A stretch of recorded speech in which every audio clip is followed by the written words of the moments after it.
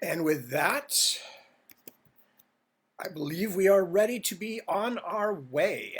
Good evening and welcome. It is Sunday night here in semi-sunny California, and semi-sunny because, of course, we're late into November at this point, and we are, even though we're technically in the last month of fall, I always think of post-Thanksgiving as winter time.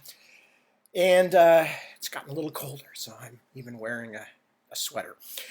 So anyway, that's what's going on here weather-wise. Everything else I think you guys can probably figure out. We had Thanksgiving here in the United States on Thursday, and we did Thanksgiving-y things, including giving each other diseases. But most of us who had any sense stayed home and stayed locked down. And that, of course, includes my family because we have a strong feeling about those kinds of things during a pandemic. So we gathered together just our immediate family, which is big enough with all the young people and dogs and cats and whatnot, and snake. Although we didn't have the animals at the table. Some of them were under the table. But anyway, but then again, so were some of the guests. No, there were no guests. We were here by ourselves. We had a Zoom with various family members of mine because my brothers and my mother and father all live in the Bay Area here. So we Zoomed with people and we had a very nice Thanksgiving. Of course, yay, we would have loved to have had a proper physical get-together where we could, hug each other and stuff. But we're in the middle of a pandemic, and in fact, we've had a bad resurgence in California. So especially more in Southern California than up here, but still, we're all being careful because who the hell wants to get sick and die? Not me, not anybody that I know. Anyway, so that's what we've been doing, and we had a nice weekend, and I stayed up late last night and read, and I've been kind of just hanging about all day today thinking, doing book thinking. Or story thinking in this case. So anyway, so who all is here? Let's see. Hello, Jared. Hello, Angie. Hello, Timothy. Becca. Hi, Becca. And Ronnie again. Hello, Ronnie, for the second time today. Jerry. Yes, I know. Ted Williams is Ted, T-E-D Williams, is one of my very favorites also, always has been. And if he hadn't spent more than 3 years in the military, he probably would have been the home run leader. He probably would have been the one person who would have gone past Babe Ruth. But similarly, if Willie Mays hadn't been at Candlestick Park, he might have done the same thing. So anyway, so sorry, Jerry, just a brief Ted Williams digression. Emily, hi, Emily. Hi, Barban. Hi, Anthony. Carl, hello, Carl. Hi, Steve. And Kenneth. And Cliff, hi, Cliff. Ronnie, that's Ronnie again. Hello, Ronnie. I have no idea about the sound quality. I'm just playing stuff on my computer. It probably has to do with how the microphone was facing. So eventually I'll figure out how to pipe it in properly and we'll have real actual musical breaks and things. Hi, Nancy. Good to see you. And Jeremy. Hi, Jeremy. Hello, Pierre. And hello, Stuart. Lovely to see you all. So we're here. It's Sunday. In just a few minutes, I'm going to start reading. I'm trying to think if there's anything else that I wanted to talk about. Obviously the last thrashing death throes of the who me not elected thing is going on, and if for no other reason than just to get back to things like COVID aid for all the people who've lost their jobs and their livelihoods and things like that back on the table and all that. So once that person has finished having his tantrum, and we can get on with things, and he and his ardent followers, people like that always have ardent followers, because you have to kind of buy into all that nonsense before you can actually be,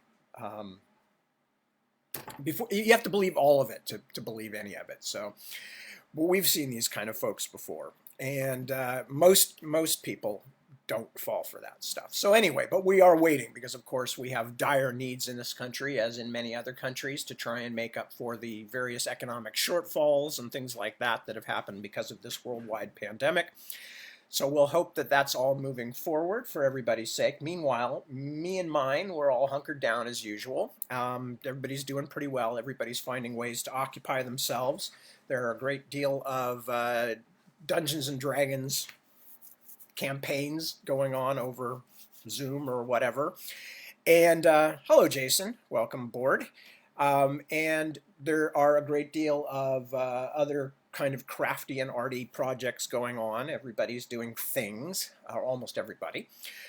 So we are staying out of trouble. As I mentioned, I am writing a short story. I'm really laboring at the moment on it, not because of the actual writing, but because of a plot thing I have to come up with that has to feel organic.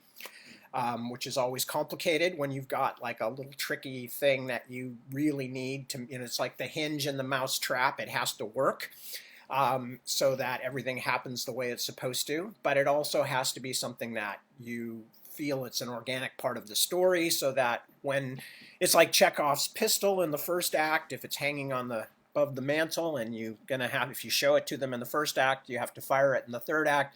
Well, similarly, or basically the same rule, if you're going to have a pistol in the third act that gets fired, you better show it to people in the first act. So I'm wrestling with one of those kinds of problems in my story right at the moment.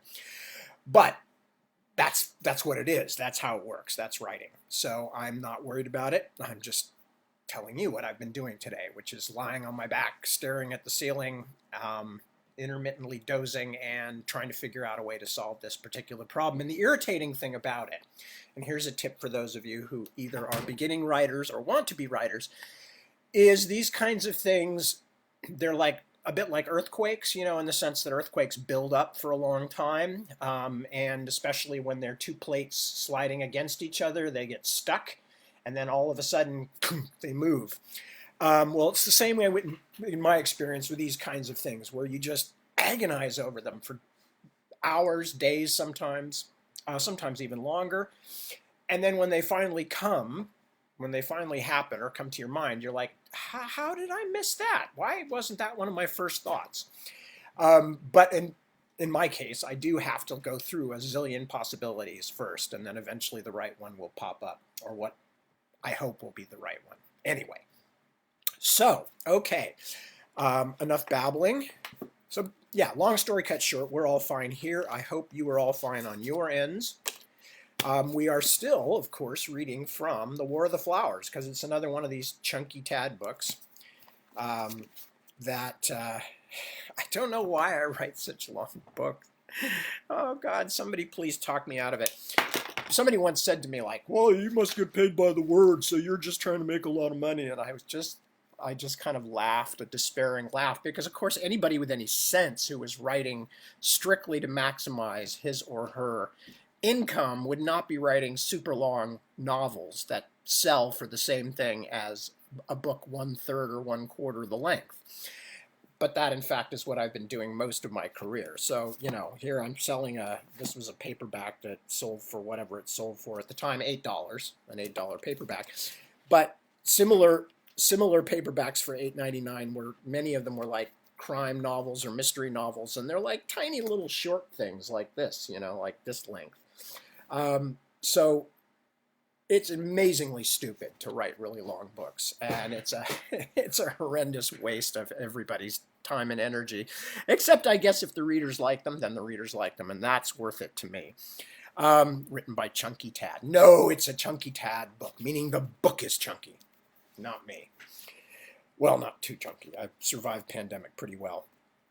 Anyway, okay, so the last thing I was reading last night was that Theo and Applecore, the sprite, had passed through into the world of fairy, where Theo has very quickly realized that all the stuff in his great uncle Eamon Dowd's book is in fact was real, or at least was a true experience. And Theo and Applecore have, because of Theo insisting on Applecore coming with him, Theo has accidentally brought them through to a slightly different place. So instead of going straight back to where Applecore was supposed to bring Theo at the behest of somebody named Tansy, Theo and Applecore have wound up several miles away, and they were now having to make their way across Lord Larkspur's land. The flower families are the big fairy families, the ones that are the richest and most powerful, and also the ones that act and look the most like mortal human beings. So they dress, while not what we'd see on the streets here, they at least look more or less like some era of human history, and more crucially, they don't have wings. The upper classes do not have wings. They have shed their wings or hidden their wings. So anyway, so that's where we are, and they are trying to make their way across Larkspur's land, this particular noble fairy's lands, and find their way to Tansy, who's the one who's brought them. And once again, I apologize for my dreadful Irish dialect, such as it is with Applecore. It's just I can't read it any other way because it was written to have that kind of cadence, even if I don't do it properly. Anyway, so Theo is currently dressed up as a leshy, which is a kind of shambling forest spirit that only comes out into the open once a year at mating season. So that's how Applecore has disguised him, by sticking a lot of twigs and branches and things into his sleeves, and made him look all strange and walk like a drunken chimpanzee. Anyway, so that's where we are, and we are going back to the War of the Flowers. It was a long trip across Lord Larkspur's wheat fields, but although they saw many other creatures tending the crops, brownies and hodkins and hogboons and other domestic fairies who, according to Applecore, did most of the rural manual labor, most of them seemed quite willing to keep their distance from Theo the Woodwight. The sun continued to sink lower until it seemed to be sitting atop the hilly meadows to the west. Once, when Theo looked back, he could see the forest stretching behind them all the way back to a line of distant mountains whose peaks were as faint as wind-tattered clouds in the southern distance.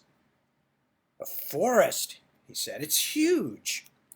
"A silverwood, one of the biggest," Applecore said. "Inside the borders of fairy, only true Arden and old Brocelion are bigger.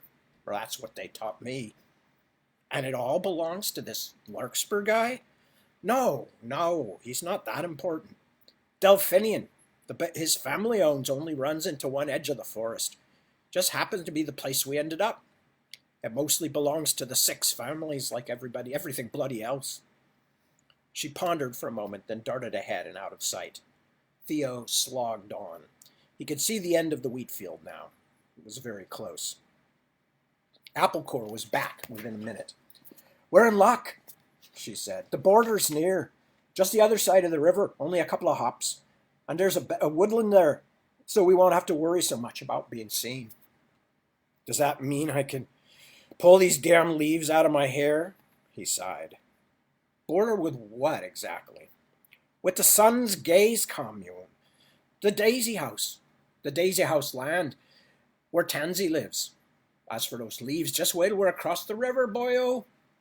"Commune? They're big on old-fashioned names for things, the Daisy clan. You really don't want to be wasting time discussing this now, do you?"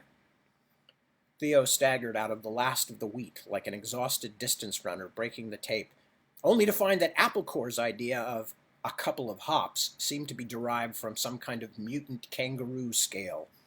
The river was wide and active. Dark water and sparkling foam intermingled like some kind of living crystal, but it wasn't very near at all. Not the way he felt. He groaned and sank down onto the grass at the edge of the field. "I'm not going to make it." He lowered his head, felt sweat and dirt and scratchy leaves on the back of his neck. "I'm dying of thirst, too." "The river, Theo?" She said it almost kindly. As he got up and began to limp down the long hillside, he realized it was the first time she'd used his name. He was only 100 yards or so from the water, could feel the spray in his mouth and breathe the ozone tingle into his lungs, when Applecore, hovering beside his ear, said something he didn't want to hear. "Oh, shite, we're in trouble now," was the way she put it. "What?" "Don't turn around. Riders on the far side of the field, back where we started. Some of them Larkspur's march wardens, most likely. They look like they're talking to someone up there." Probably those daub thingies, Theo said miserably. I never trusted the no-nose bastards. Just hurry. They're a long way away, and they don't look like... Whoops.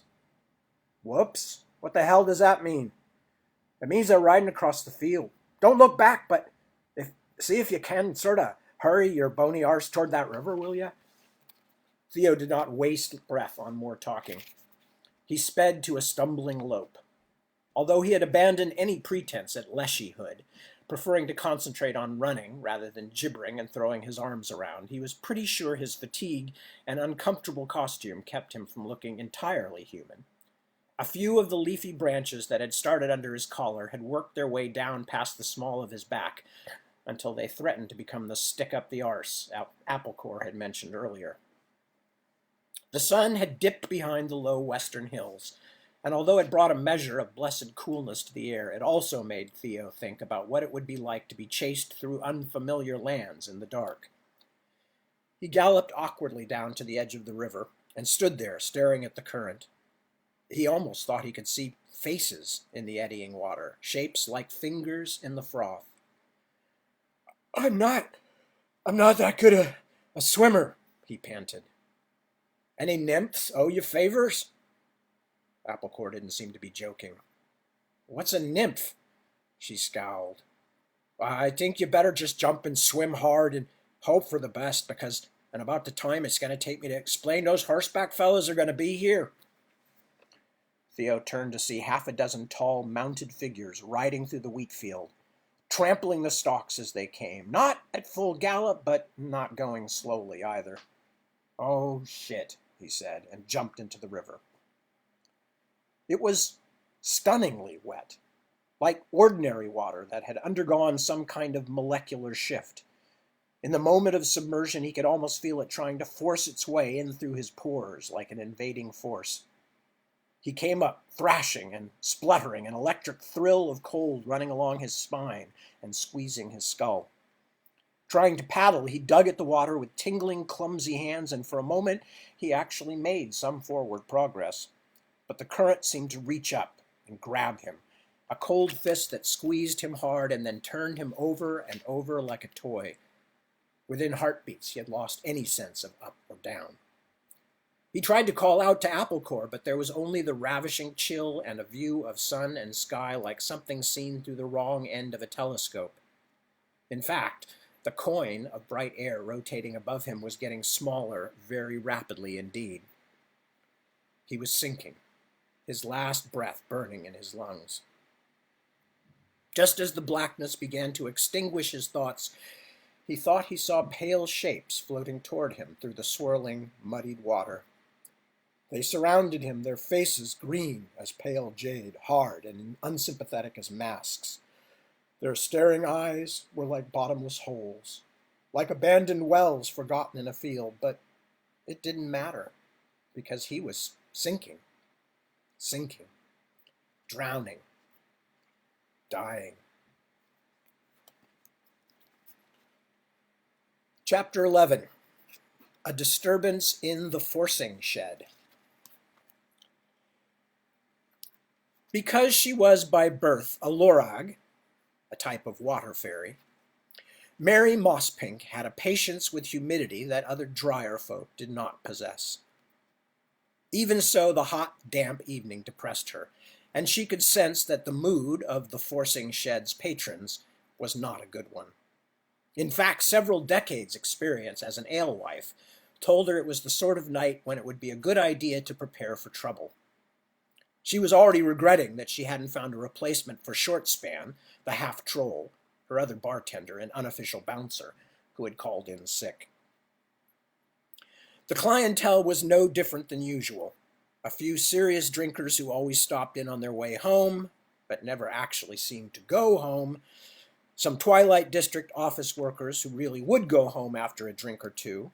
The Eastwater Marrowtown train station was just across the street. And a table full of young flower bloods on the first stop of what looked like a long night's revel.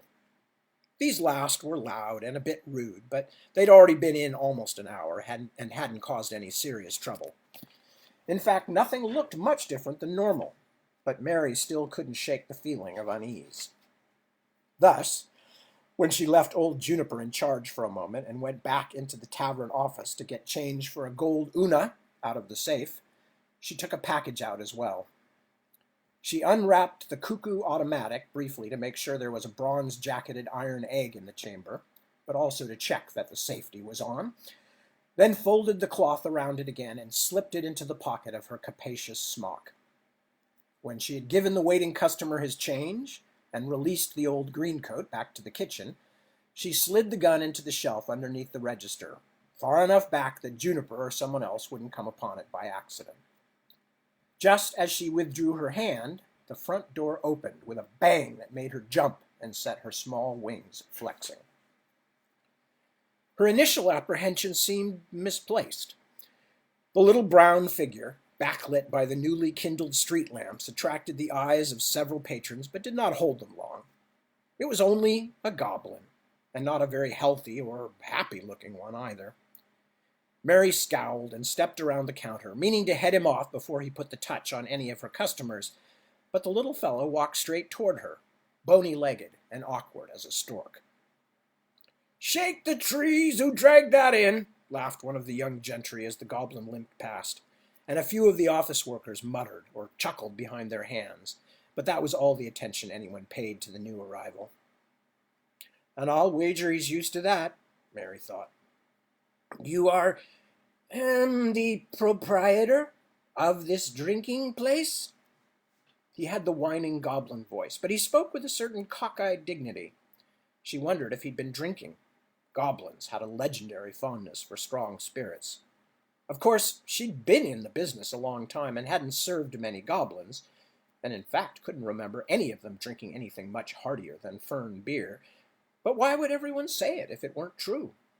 Maybe they had goblin pubs they went to. Hadn't she heard something like that once? "Yes, this is my tavern." His finger-length nose twitched. "A happy meeting for me. Hem." After the odd little throat-clearing noise, he leaned forward as though to impart a secret.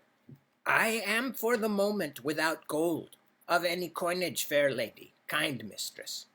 Not a fly-fleck." She bit back a smile, unwilling to be charmed.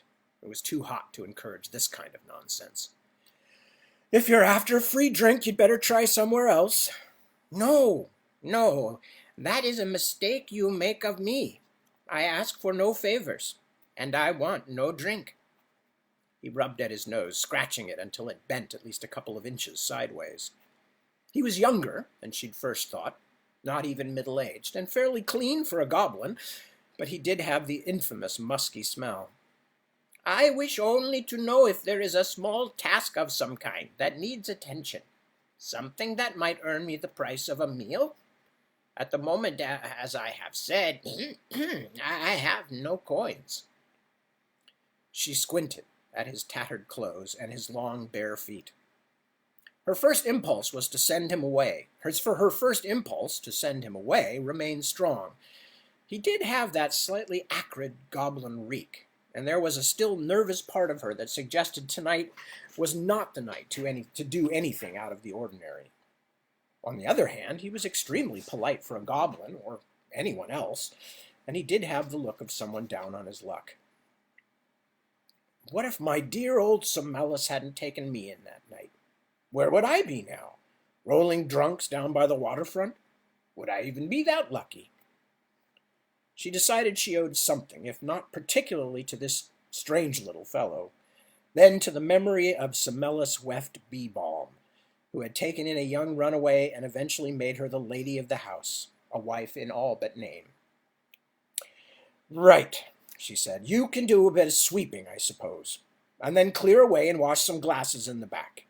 An hour or so should earn you some supper." He made a courtly bow, his knee joints popping like wood knots in a fire. "Very kind this is, Madam Alewife. A blessing on your establishment. I call it down." Now she did smile. "I see. And what would be your name?" He raised a bristly eyebrow.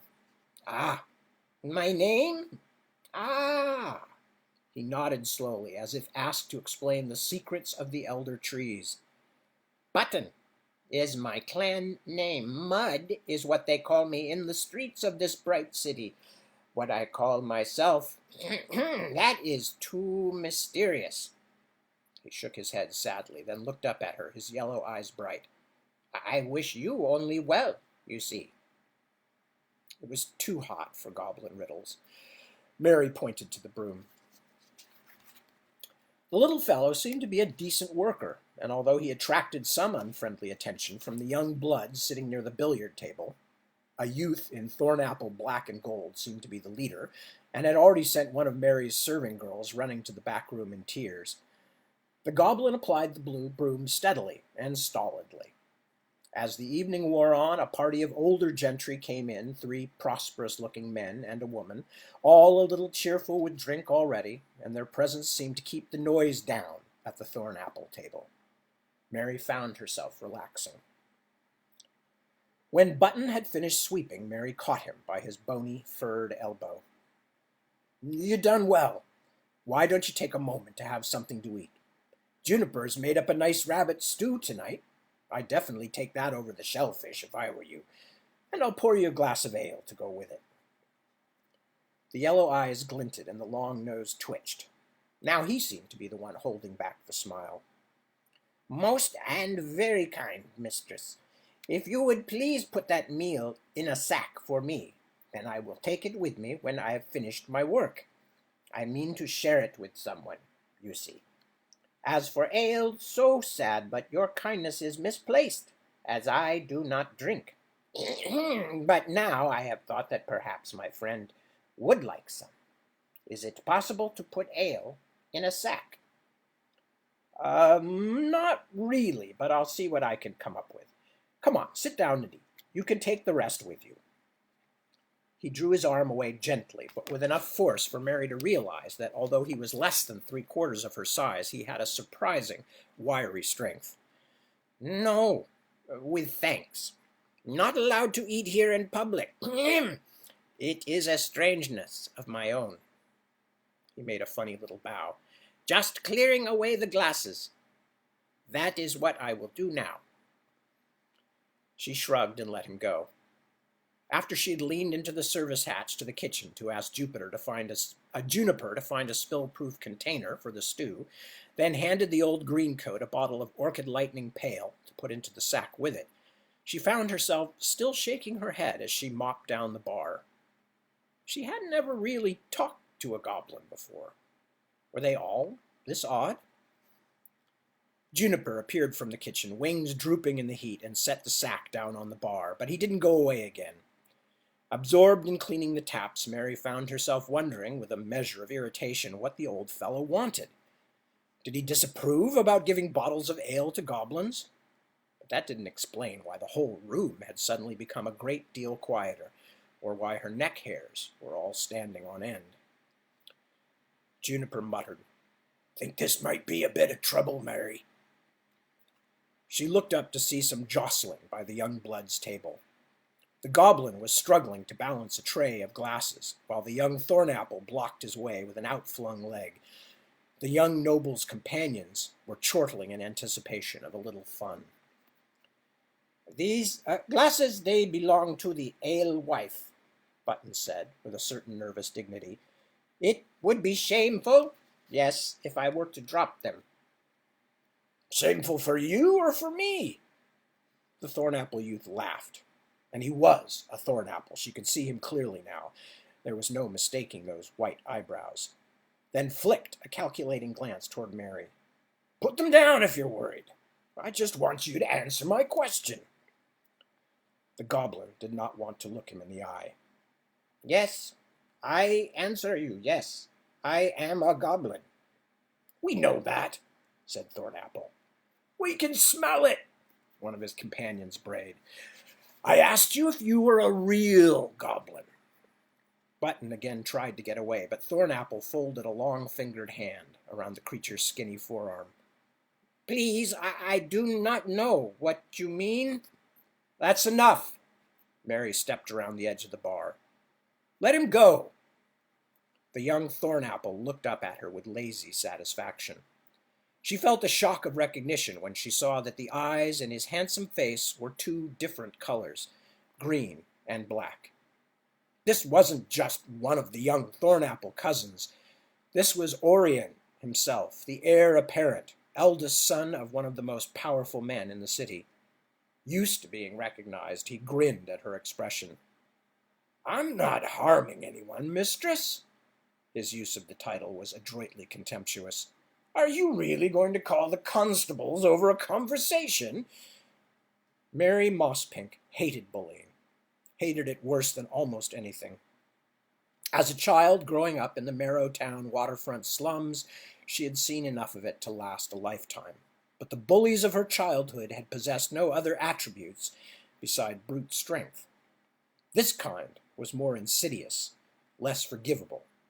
Bullying by those who had no need, who already owned the city and everything in it. "Go back to your bar," said Orion Thornapple. "The little fellow's going to tell us a story, that's all. No harm to him. That's what a real goblin does, isn't that right?" He squeezed Button's arm companionably. "Tells true stories." The goblin turned his yellow eyes up to her. There was something in his look that went deeper than his words, but it was a far more complicated emotion than simple fear. "Do not worry for me, Madam Alewife." Mary stood, tangled by indecision. She ought to throw them all out, the whole smirking table. But who would do it, with Shortspan out sick? And even if she managed, then what?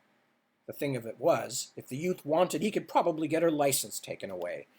Then she would find out how accurate her earlier musings about a life without the forcing shed had actually been. She hated her own cowardice, but she was at least brave enough to recognize it for what it was. "You let go of his arm," she said at last. "Just let him go. Then if he wants to talk to you, he can."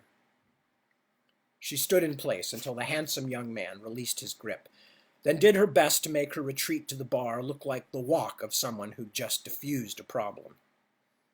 When she got there, she half thought about pulling out the gun, but knew that would only make the situation worse. She certainly wasn't willing to shoot Orion Thornapple or one of his friends.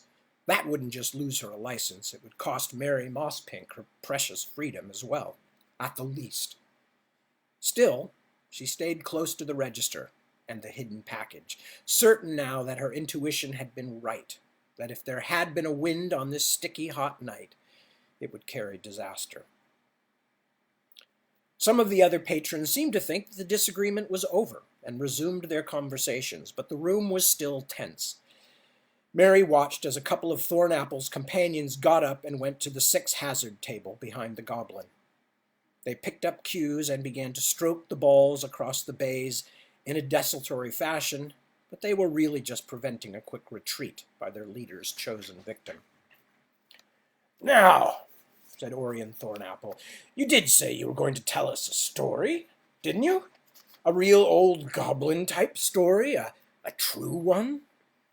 He leaned forward unsteadily. For the first time, Mary saw how drunk he was and felt a cold wash of terror. She should never have walked away. She looked for Juniper to ask him to call the constables, but couldn't see him. "Tell me a story about fathers," said young Thornapple. "But, young master, why do you want a goblin story?" Button seemed less frightened than Mary would have expected, or else he was hiding it well. "The tales that goblins make, they are well known, and not very satisfying to folk like yourself. All goblin stories have a hole in the middle of them." "Don't talk rubbish. Tell me a true story about fathers who lived too long." By the trees, Mary thought. He is drunk. Either that or he's mad. He's asking the little fellow to tell his fortune, or his father's fortune, which is a lot worse.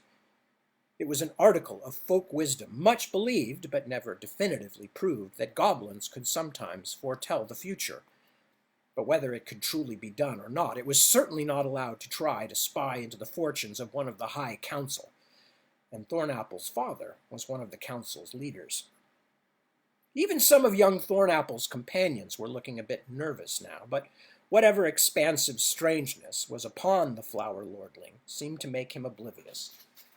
Mary Mosspink wondered how much he had drunk. Or maybe it was something else, ghostweed, or even dust.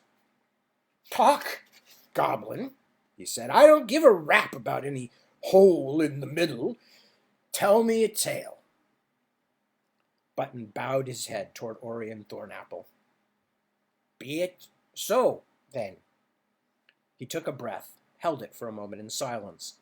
The patron sitting nearby, who had been pretending not to listen, now gave up all pretense. "Once," the goblin said, "in a time when things that went around still went around, there was a very old fellow.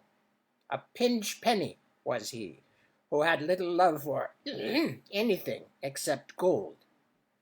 In his youth he had briefly taken a consort, and from this union a child had been born, a son. After she had left him, the boy's mother had died in hunger and want, unhelped by the child's father. As he grew older, he grew less capable of the working of his own land and keeping of his own house, but remained reluctant to spend any of his money. So the old fellow decided that he would bring his son back to live with him. He did this not out of love, but in the desire to have a servant he need not pay. Many people of the village saw this, and many whispered that the sooner the old man went to feed the trees, the better it would be for all whose lives he touched." Orion Thornapple seemed to like the goblin's story so far. He was smiling broadly, sitting back in his chair. He was alone at the table now. His friends had moved to the six-hazard table, where they were talking quietly and a bit worriedly among themselves. "Better indeed," said Thornapple, and chuckled. "Now the young son had a son of his own. Yes, a very little boy. And they both came to live at the house, and the little one's father made him do many of the harder tasks his own father gave him to do, so that the small boy had scarcely any rest from sunrise to sunset. So there were 3 living together then in that house, the old fellow, his son, and the child, who was the old man's grandson. One day the child discovered that there was a goblin living in a hole near the house, and because he had not yet grown cold to the world, as had his father and grandfather, he shared what little he had to eat with the goblin, often leaving a crust of bread or a boiled root at the mouth of the hole. One day he came back and discovered that the goblin had left him something in return. A toy of sorts, a bird made all of gold.